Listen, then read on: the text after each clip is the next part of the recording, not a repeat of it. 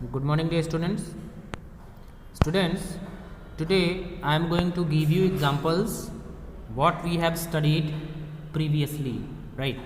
यानी जो कुछ भी हमने पढ़ा हुआ है प्रीवियसली वीडियो में लेटर राइटिंग के बारे में, कैसे हमने लेटर टू द ऑर्डर हमें लिखना था, फिर हमने लेटर टू द इंक्वायरी का क्या क्या इवन कैसे आप सैल्यूटेशन डालते हो, कैसे आप क्या हेडिंग रखते हो, कैसे इंट्रोडक्शन देते हो, ये सारी चीज़ें जो कि हमने प्रीवियस ही पढ़ रखी हैं।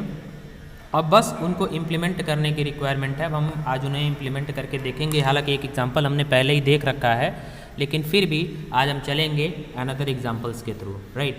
सो देखो यहाँ पे हमें क्या करना है, हमें यहाँ पे राइट करना है एक लेटर जो कि एक बुक के लिए ऑर्डर किया जा रहा है, right. So for the ordering a book previously, right. First of all हमें क्या लिखना था स्टूडेंट्स, अगर आप ज़रा ध्यान से देखें तो हमें पहले पता था कि हमें जो है हेडिंग डालनी थी, और हेडिंग में दो जो थे वो कॉलम थे हमारे पास। The first one was the address and the second one was date, right. So address में हम लोगों ने अपना एड्रेस हाउस नंबर से स्टार्ट किया, and you can see here, right, address, and then after just below this the date is also given, right. यहाँ पर dates भी दे रखे हुए हैं, ओके। देन आफ्टर हमने उसके बाद क्या पढ़ा था, the address of addressee, right, यानी जिसको कि ये लेटर भेजा जा रहा है उसका एड्रेस होना चाहिए। उस एड्रेस में कुछ चीज़ें और मार्क करने की होती हैं, and what are these things. First of all you will have to write the name of the profession, right. Profession के लिए किसी जो ऑर्गेनाइजेशन में आप लिख रहे हैं उसमें भी आप पोजेशंस को जनरली रेफर करते हैं, है ना। यानी जो चेयर है, कौन सी चेयर है, आप किस पर्टिकुलर चेयर को वो लेटर लिख रहे हैं, right. So first of all the name of chairs will be mention here, right. Then after name of the organisation will be the second column for this, right. First of all organisation name, then after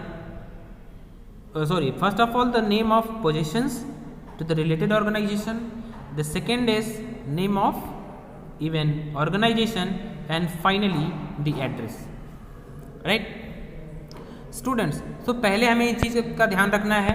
ध्यान ये रखना है कि हमें पहले क्या लिखना है, पहले हमें लिखना है प्रोफेशन का नाम, फिर ऑर्गेनाइजेशन जिससे कि वो प्रोफेशनल जुड़ा हुआ है, और थर्ड वन जहाँ पे कि वो पर्टिकुलर ऑर्गेनाइजेशन जो है वो सिचुएट करता है, right.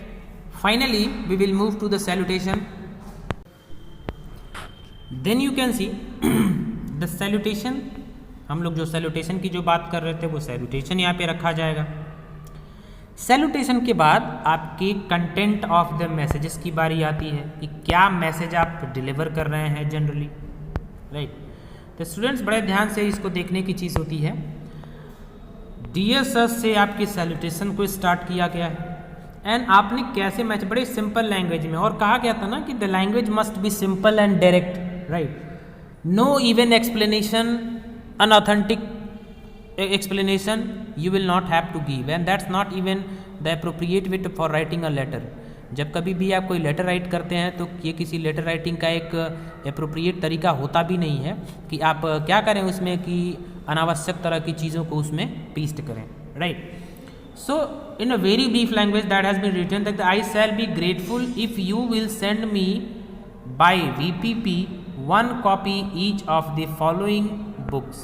Collins Retold, Classic Published, मतलब एक जो है वो बुक सेलर है, वो बुक का ऑर्डर देता है, राइट। अब कितना बेहतरीन तरीके का उसने बस बहुत ही सिंपल लैंग्वेज में अपनी बात को रख दी गई है।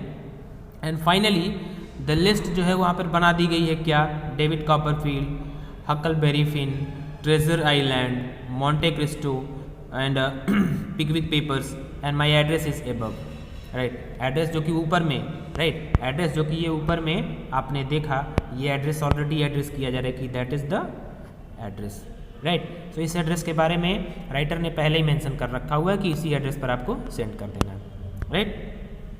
That's the very simple, right. Now for your proper understanding you will have to make the revision of this, right। through this you will have to make the revision, and आप इससे practice कर लेंगे, and maybe for your periodic second for your upcoming exams definitely that will be beneficial for you, right।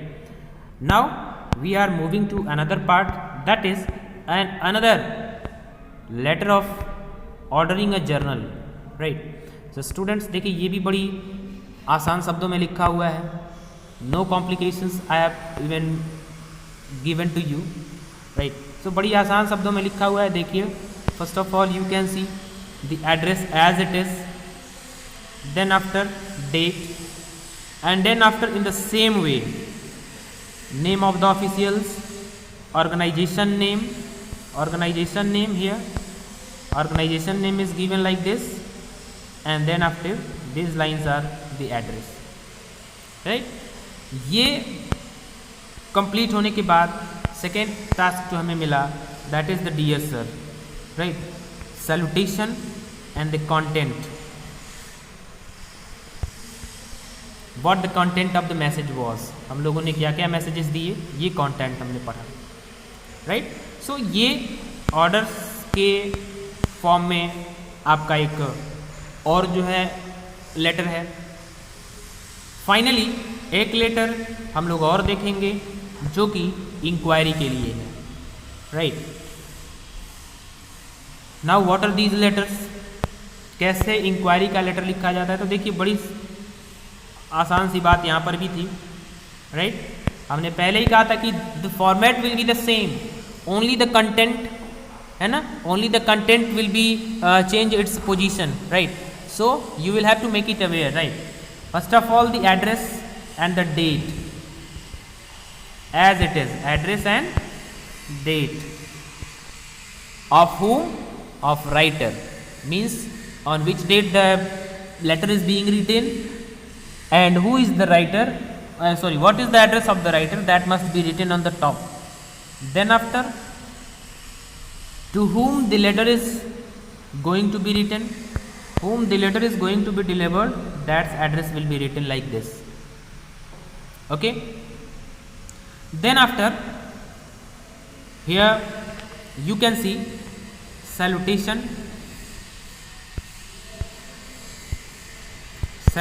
is given, and then after the content, the message. So students, very honestly I am telling you, if you will try to understand this process, the process is very simple, and I am sure that you can very easy get all the points, right। So आप लोग इसको एक बार फिर से try करेंगे, letter to the order, letter to the inquiry, and these are the I think homeworks for you. You will have to solve approximately 1, 2 and 3 for your betterment, and then after you will send it to me, right। So students, through this letter to the writer has been finished, letter of an order, letter to an inquiry has been finished, and from tomorrow onwards I will ask the questions to you regarding this, right। So the students, get ready for that, make a preparation again and again, and if you are getting problems again and again, I am telling you, you are free to ask, right। So students, we will meet again with the another session. Up to the time, thank you, have a nice day.